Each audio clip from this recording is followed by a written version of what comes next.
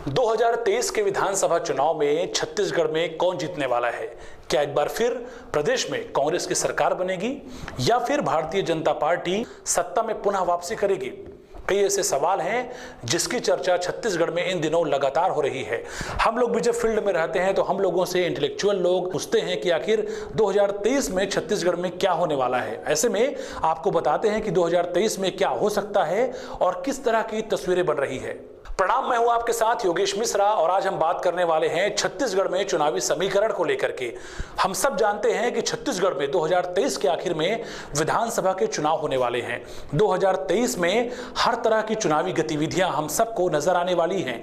ऐसे में अगर बात करें बीते साल 2022 की, तो छत्तीसगढ़ में कांग्रेस और भारतीय जनता पार्टी दोनों ही दलों में बड़े स्तर पर बदलाव देखा गया। अगर हम बात करें भारतीय जनता पार्टी की, तो हम सब ने देखा कि 2022 में जहां भाजपा ने अपने प्रदेश अध्यक्ष को बदल दिया, वहीं विधायक दल के नेता यानी कि नेता प्रतिपक्ष का चुनाव भी भाजपा में नए रूप में हुआ और नेता प्रतिपक्ष के रूप में भारतीय जनता पार्टी को विधायक दल के नेता के रूप में नारायण चंदेल मिले। इसके अलावा भारतीय जनता पार्टी ने अपने प्रदेश प्रभारी को भी बदला, डी पुरेंदेश्वरी की जगह ओम माथुर को मिली। इसके अलावा अगर बात करें कांग्रेस पार्टी यानी कि सत्ता पर बैठी हुई पार्टी कांग्रेस की, तो हमने देखा कि कांग्रेस ने भी प्रदेश प्रभारी के रूप में पीएल पुनिया को हटा करके कुमारी शैलजा को दायित्व दिया। यह साफ साफ संकेत है कि छत्तीसगढ़ में चाहे बात करें कांग्रेस की या भारतीय जनता पार्टी की, दोनों ही दलों के नेता पूरी तरह से चुनावी मोड में आ गए हैं। अगर हम बात करें आज की, तो आपको पहले सुनाते हैं किस तरह से छत्तीसगढ़ में भारतीय जनता पार्टी के नेता और विधायक दल के नेता यानी कि विधानसभा के नेता प्रतिपक्ष नारायण चंदेल ने क्या कहा और कितने कॉन्फिडेंस के साथ में उन्होंने कहा है कि भाजपा पूरी तरह से चुनाव के लिए तैयार है। पहले उनकी बात सुनिए। कितने चार्ज है कार्यकर्ता चुनाव को लेकर? कार्यकर्ता फुल चार्ज है। जैसे मोबाइल 100% चार्ज रहता है, उसी प्रकार से हमारे कार्यकर्ता चार्ज रहते हैं। भारतीय जनता पार्टी के कार्यकर्ता एक अलग मिट्टी के बने हुए कार्यकर्ता हैं और इसलिए हम पूरी तरह से चुनाव के लिए तैयार हैं। अगर आज चुनाव होगा तो भारतीय जनता पार्टी प्रचंड बहुमत से विजयी होगी। भारतीय जनता पार्टी के नेता हर बार कहते हैं कि जिस तरह से बीते 4 वर्षों में कांग्रेस के द्वारा काम नहीं किया गया, उसका फायदा भारतीय जनता पार्टी को 2023 के विधानसभा चुनाव में मिलेगा।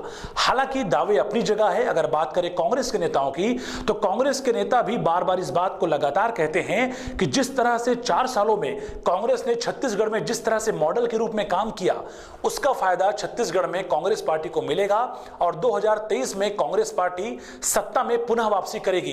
किस तरह से कांग्रेस के नेता पूरे कॉन्फिडेंस के साथ में अपनी बातचीत कर रहे हैं, उनकी बात सुनिए। भारतीय जनता पार्टी और दूसरे उनके अनुसांगिक संगठन जरूर प्रदेश के हिसाब से उन्होंने फोकस किया है और उन्होंने 2 मुद्दे जो उनके बहुत प्रिय मुद्दे हैं, धर्मांतरण और सांप्रदायिकता, उसी को लेके चल रहे हैं और उसकी उनमें मास्टरी है। लेकिन हमारी जो पार्टी है वो विभिन्न वर्ग के लोगों के जीवन स्तर कैसे ऊपर उठे, उसे कैसे अधिकार संपन्न बनाया जाए, इस पे हमारा फोकस रहता है। और इन 4 सालों में हम लोगों ने वही किया कि छत्तीसगढ़ के लोगों के आमदनी में वृद्धि कैसे हो, चाहे किसान हो, मजदूर हो, लघु उपसंग्राहक हो, आदिवासी हो, सभी वर्गों के आय में वृद्धि हो, और इसमें हमने फोकस किया और हमको सफलता मिली है। वैसे दोनों ही दलों के नेताओं के अपने अपने दावे हैं और इनका दावा करना धर्म भी है, क्योंकि अक्सर राजनीतिक दल के लोग अपनी कमी नहीं बताते, अक्सर क्या कभी नहीं बताते, बल्कि हमेशा ये कहते नजर आते हैं कि एवरीथिंग इज ऑल राइट। हालांकि अगर बात करें छत्तीसगढ़ में मुख्य विपक्षी पार्टी भारतीय जनता पार्टी की, तो हमने देखा है कि भारतीय जनता पार्टी संगठनात्मक स्तर पर लगातार मेहनत कर रही है।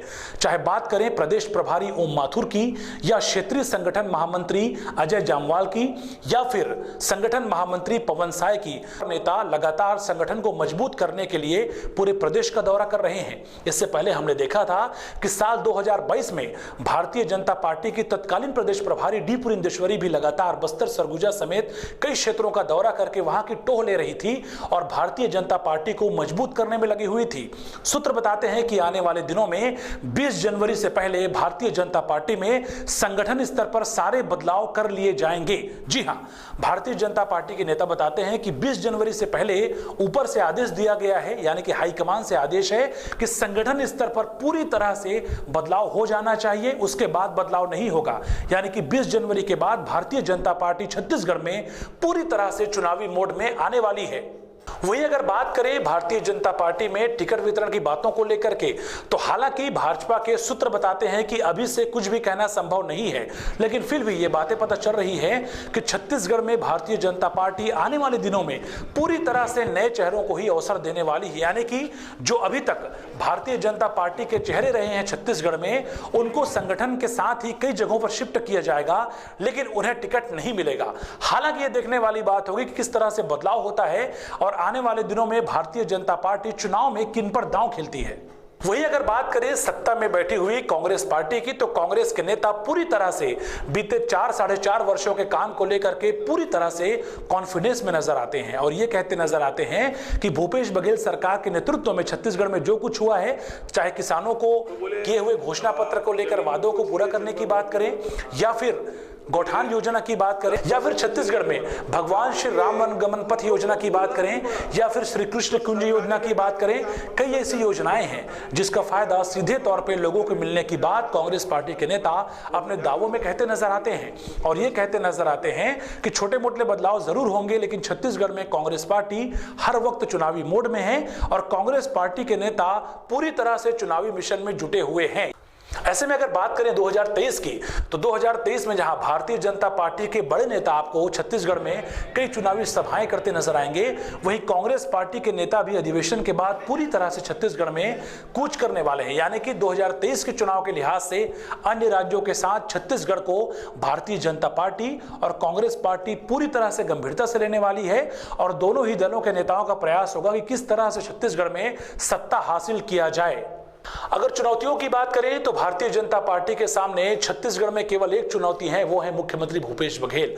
क्योंकि बार बार भाजपा के विश्वसनीय सूत्र बताते हैं कि पूरी तरह से जो कमेटी बन रही है, जो प्लानिंग बन रही है, और उसके केंद्र बिंदु में पूरी तरह से मुख्यमंत्री भूपेश बघेल ही है। यानी कि जिस तरह से भूपेश बघेल ने किसानों को खुश करने का प्रयास किया, छत्तीसगढ़ी परंपरा और संस्कृति को बढ़ाने का काम किया, उसको लेकर के भी भारतीय जनता पार्टी में कई बदलाव नजर आ रहे हैं।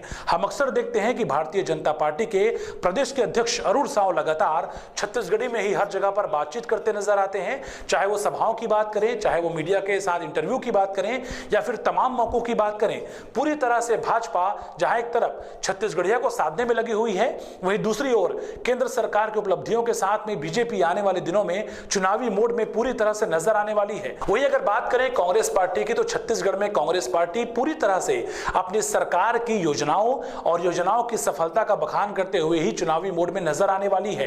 हालांकि कांग्रेस के भीतर परफॉर्मेंस के बेस पर कई विधायकों की टिकट भी कर सकते हैं। ऐसे में चाहे बात करें भारतीय जनता पार्टी की या सत्ता में बैठी हुई कांग्रेस पार्टी की, दोनों ही दलों के नेता पूरी तरह से चुनावी मोड में हैं। इसके अलावा अगर बात करें जनता कांग्रेस छत्तीसगढ़ की या फिर आम आदमी पार्टी की, आने वाले दिनों में कई तरह के समीकरण बनते और बिगड़ते नजर आने वाले हैं।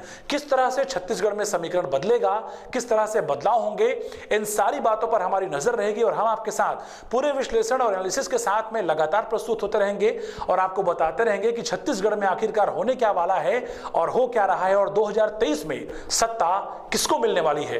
अगर आपको वीडियो अच्छा लगा होगा तो वीडियो को साझा करिए। अगर आपके कुछ सुझाव हैं, कुछ बातें आप कहना चाह रहे हो, तो नीचे कमेंट्स बॉक्स में अपनी बात जरूर रखें और हमारे चैनल को लाइक करें, शेयर करें। धन्यवाद। जय हिंद, जय भारत, जय छत्तीसगढ़।